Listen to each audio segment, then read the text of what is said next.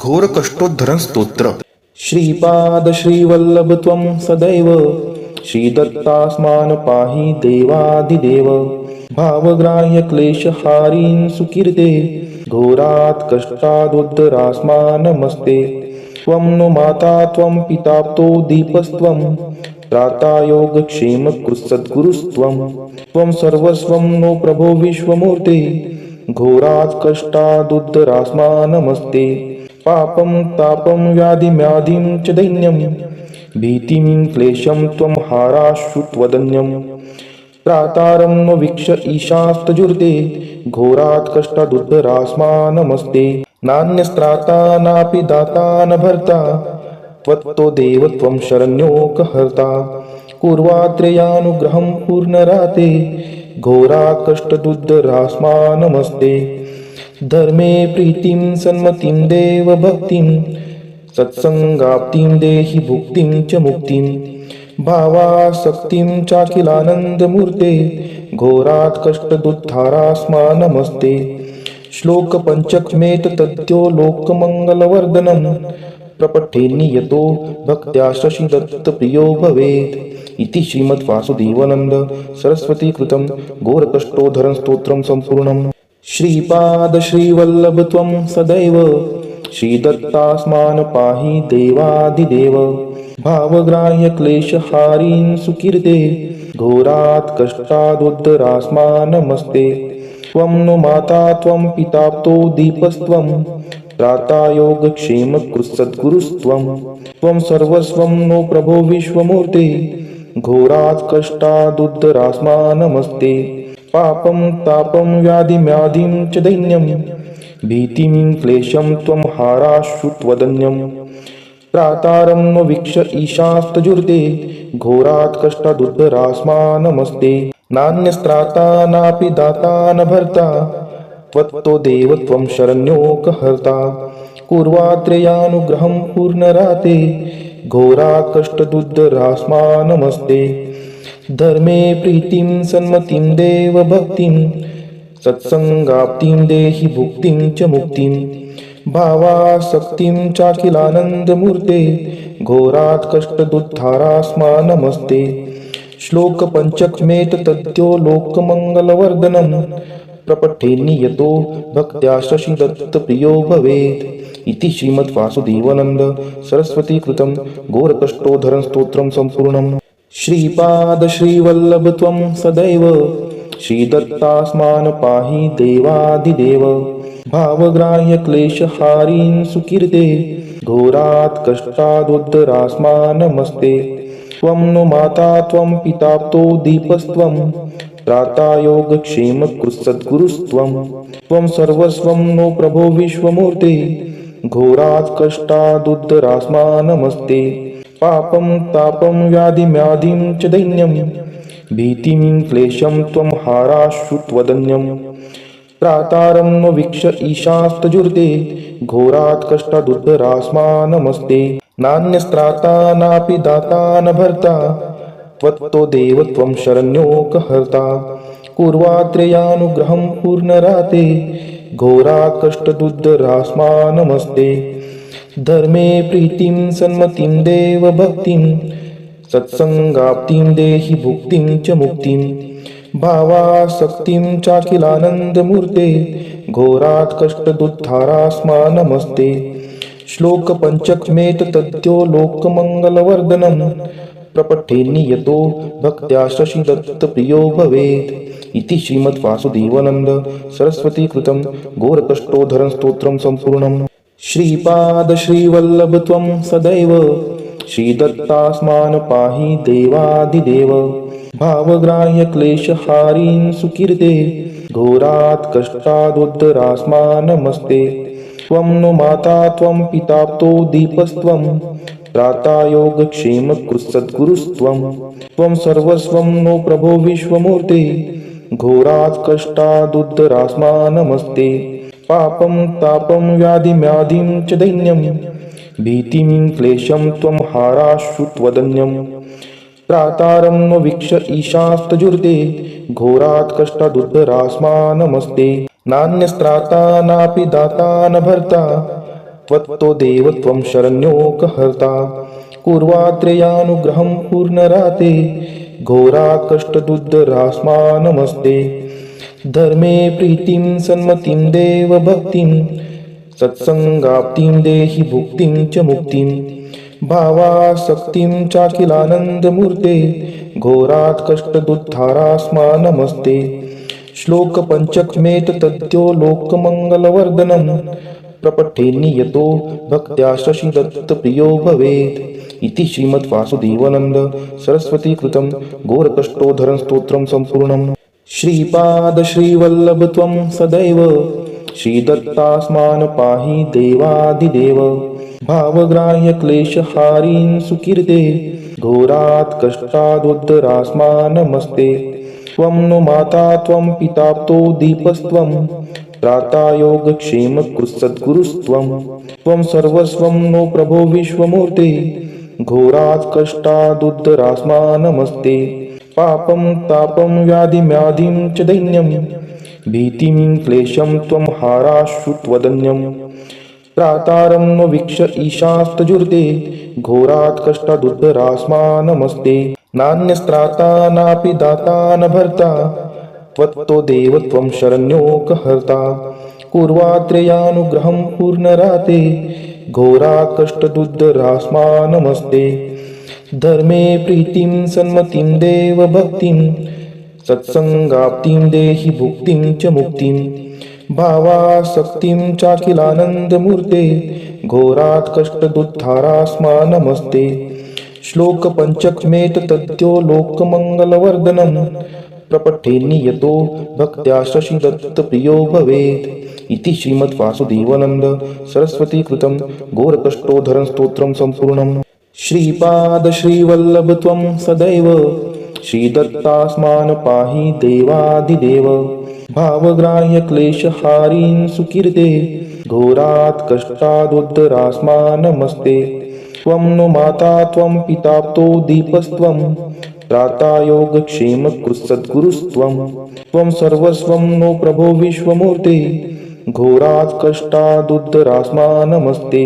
पापं तापं व्याधिम्याधिं च दैन्यं भीतिं क्लेशं त्वं हाराश्रुत्वदन्यं त्रातारं नो वीक्ष ईशास्तजुर्ते घोरात् कष्टादुद्धरास्मा नमस्ते नान्यस्त्राता नापि दाता न भर्ता त्वत्तो देव त्वं शरण्योकहर्ता कुर्वात्रेयानुग्रहं पूर्णराते घोरात् कष्टदुद्धरास्मा नमस्ते धर्मे प्रीतिं सन्मतिं देव भक्तिं सत्संगाप्तिं देहि भुक्तिं च मुक्तिं भावासक्तिं चाखिलानन्दमूर्ते घोरात् कष्टदुद्धारास्मा नमस्ते श्लोक पंचकमेतद्यो लोकमङ्गलवर्धनं प्रपठे नियतो भक्त्या शशिदत्तप्रियो भवेत् इति श्रीमद्वासुदेवानन्द सरस्वती कृतं घोरकष्टोद्धरण स्तोत्रं सम्पूर्णम्। श्रीपाद श्रीवल्लभ त्वं सदैव श्रीदत्तास्मान् पाहि देवादिदेव भावग्राह्य क्लेशहारीन् सुकीर्ते घोरात् कष्टादुद्धरास्मा नमस्ते त्वं नो माता त्वं पिताप्तो दीपस्त्वं त्राता योगक्षेम कृत्सद्गुरुस्त्वं त्वं सर्वस्वं नो प्रभो विश्वमूर्ते घोरात् कष्टादुद्धरास्मा नमस्ते पापं तापं व्याधिम्याधिं च दैन्यं भीतिं क्लेशं त्वं हाराश्रुत्वदन्यं त्रातारं नो वीक्ष ईशास्तजुर्ते घोरात् कष्टादुद्धरास्मा नमस्ते नान्यस्त्राता नापि दाता न भर्ता त्वत्तो देव त्वं शरण्योकहर्ता कुर्वात्रेयानुग्रहं पूर्णराते घोरात् कष्टदुद्धरास्मा नमस्ते धर्मे प्रीतिं सन्मतिं देव भक्तिं सत्संगाप्तिं देहि भुक्तिं च मुक्तिं भावासक्तिं चाखिलानन्दमूर्ते घोरात् कष्टदुद्धारास्मा नमस्ते श्लोक पंचकमेतद्यो लोकमङ्गलवर्धनं प्रपठे नियतो भक्त्या शशिदत्तप्रियो भवेत् इति श्रीमद्वासुदेवानन्द सरस्वती कृतं घोरकष्टोद्धरण स्तोत्रं सम्पूर्णम्। श्रीपाद श्रीवल्लभ त्वं सदैव श्रीदत्तास्मान् पाहि देवादिदेव भावग्राह्य क्लेशहारीन् सुकीर्ते घोरात् कष्टादुद्धरास्मा नमस्ते त्वं नो माता त्वं पिताप्तो दीपस्त्वं त्राता योगक्षेमकृत्सद्गुरुस्त्वं त्वं सर्वस्वं नो प्रभो विश्वमूर्ते घोरात् कष्टादुद्धरास्मा नमस्ते पापं तापं व्याधिम्याधिं च दैन्यं भीतिं क्लेशं त्वं हाराश्रुत्वदन्यं त्रातारं नो वीक्ष ईशास्तजुर्ते घोरात् कष्टादुद्धरास्मा नमस्ते नान्यस्त्राता नापि दाता न भर्ता त्वत्तो देव त्वं शरण्योकहर्ता कुर्वात्रेयानुग्रहं पूर्णराते घोरात् कष्टदुद्धरास्मा नमस्ते धर्मे प्रीतिं सन्मतिं देव भक्तिं सत्संगाप्तिं देहि भुक्तिं च मुक्तिं भावासक्तिं चाखिलानन्दमूर्ते घोरात् कष्टदुद्धारास्मा नमस्ते श्लोकपञ्चकमेतद्यो लोकमङ्गलवर्धनं प्रपठेन्नियतो भक्त्या शशिदत्तप्रियो भवेत् इति श्रीमद्वासुदेवानन्द सरस्वतीकृतं घोरकष्टोद्धरण स्तोत्रं सम्पूर्णम्। श्रीपाद श्रीवल्लभ त्वं सदैव श्रीदत्तास्मान् पाहि देवादिदेव भावग्राह्य क्लेशहारीन् सुकीर्ते घोरात् कष्टादुद्धरास्मा नमस्ते त्वं नो माता त्वं पिताप्तो दीपस्त्वं त्राता योगक्षेमकृत्सद्गुरुस्त्वं त्वं सर्वस्वं नो प्रभो विश्वमूर्ते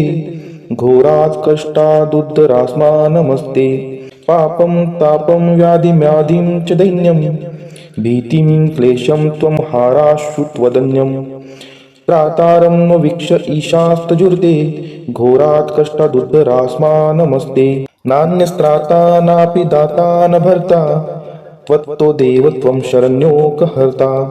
कुर्वात्रेयानुग्रहं पूर्णराते घोरात् कष्टदुद्धरास्मा नमस्ते धर्मे प्रीतिं सन्मतिं देव भक्तिं सत्संगाप्तिं देहि भुक्तिं च मुक्तिं भावासक्तिं चाखिलानन्दमूर्ते घोरात् कष्टदुद्धारास्मा नमस्ते श्लोकपञ्चकमेतद्यो लोकमङ्गलवर्धनं प्रपठेन्नियतो भक्त्या शशिदत्तप्रियो भवेत् इति श्रीमद्वासुदेवानन्द सरस्वतीकृतं घोरकष्टोद्धरण स्तोत्रं सम्पूर्णम्। श्रीपाद श्रीवल्लभ त्वं सदैव श्रीदत्तास्मान् पाहि देवादिदेव भावग्राह्य क्लेशहारीन् सुकीर्ते घोरात् कष्टादुद्धरास्मा नमस्ते त्वं नो माता त्वं पिताप्तो दीपस्त्वं त्राता योगक्षेमकृत्सद्गुरुस्त्वं त्वं सर्वस्वं नो प्रभो विश्वमूर्ते घोरात् कष्टादुद्धरास्मा नमस्ते पापं तापं व्याधिम्याधिं च दैन्यं भीतिं क्लेशं त्वं हाराश्रुत्वदन्यं त्रातारं नो वीक्ष ईशास्तजुर्ते घोरात् कष्टादुद्धरास्मा नमस्ते नान्यस्त्राता नापि दाता न भर्ता त्वत्तो देव त्वं शरण्योकहर्ता कुर्वात्रेयानुग्रहं पूर्णराते घोरात् कष्टदुद्धरास्मा नमस्ते धर्मे प्रीतिं सन्मतिं देव भक्तिं सत्संगाप्तिं देहि भुक्तिं च मुक्तिं भावासक्तिं चाखिलानन्दमूर्ते घोरात् कष्टदुद्धारास्मा नमस्ते श्लोकपञ्चकमेतद्यो लोकमङ्गलवर्धनं प्रपठेन्नियतो भक्त्या शशिदत्तप्रियो भवेत् इति श्रीमद्वासुदेवानन्द सरस्वतीकृतं घोरकष्टोद्धरण स्तोत्रं सम्पूर्णम्। श्रीपाद श्रीवल्लभ त्वं सदैव श्रीदत्तास्मान् पाहि देवादिदेव भावग्राह्य क्लेशहारीन् सुकीर्ते घोरात् कष्टादुद्धरास्मा नमस्ते त्वं नो माता त्वं पिताप्तो दीपस्त्वं त्राता योगक्षेमकृत्सद्गुरुस्त्वं त्वं सर्वस्वं नो प्रभो विश्वमूर्ते घोरात् कष्टादुद्धरास्मा नमस्ते पापं तापं व्याधिम्याधिं च दैन्यं भीतिं क्लेशं त्वं हाराश्रुत्वदन्यं त्रातारं नो वीक्ष ईशास्तजुर्ते घोरात् कष्टादुद्धरास्मा नमस्ते नान्यस्त्राता नापि दाता न भर्ता त्वत्तो देव त्वं शरण्योकहर्ता कुर्वात्रेयानुग्रहं पूर्णराते घोरात् कष्टदुद्धरास्मा नमस्ते धर्मे प्रीतिं सन्मतिं देवभक्तिं सत्संगाप्तिं देहि भुक्तिं च मुक्तिं भावासक्तिं चाखिलानन्दमूर्ते घोरात् कष्टदुद्धारास्मा नमस्ते श्लोक पंचकमेत तद्यो लोकमंगलवर्धनम् प्रपठे नियतो भक्त्या शशिदत्त प्रियो भवेत् इति श्रीमद् वासुदेवानंद सरस्वती कृतं घोरकष्टोद्धरण स्तोत्रं संपूर्णम्।